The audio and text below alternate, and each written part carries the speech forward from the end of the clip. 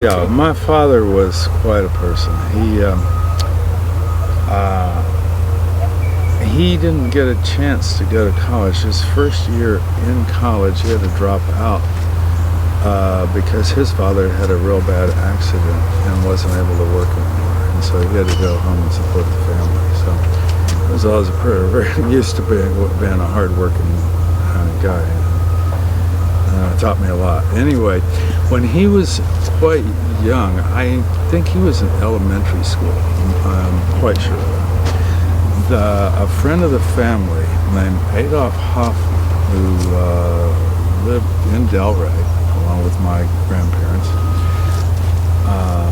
my father's mother and father, he grafted a mango tree, a turpentine mango tree, in my grandmother's backyard. And my father watched him do this. Now, back then, there weren't plastics to wrap things with and bags and all this. It was a long time ago.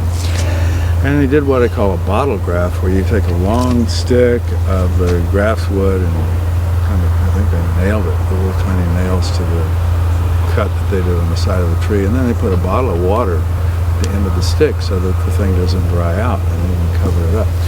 But anyway, this was a primitive, but well, I shouldn't say primitive. It was a very useful way to graft. And back then, unless you had waxes or some way to seal things up, that was the best way to do it. Anyway, my father said he watched this, and then I remember him telling me one time, he says, I was so amazed that you could take this stringy turpentine mango and make it into a really good variety. It was a Hayden that they put on it. And back then, that was a big improvement over most of the varieties that had been brought in or were growing in Florida. So he got interested in grafting. He said, there's got to be a better way to do this than bottle grafting. That takes forever. And so he experimented for years through when he was in high school, and then when he got back from his stint in his first semester in college, while he was working full-time, he would come back and plant out mangoes and fool us how to graft them and get them grafted and budded, and he discovered a very efficient way to propagate mangoes. So at some point he worked as a carpenter, and he also fished. All my aunts, my uncles were fishermen. And my father he was a fisher. But anyway, he eventually went into the nursery business full time.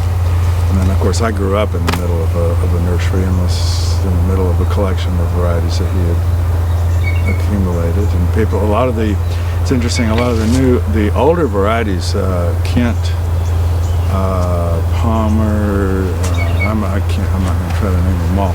But some of these varieties, a lot of people would bring him a tree that they wanted propagated, and he would graft it, and if he liked it, he would keep a tree and start producing it. And so that's where a lot of the history of mangoes is a whole other story.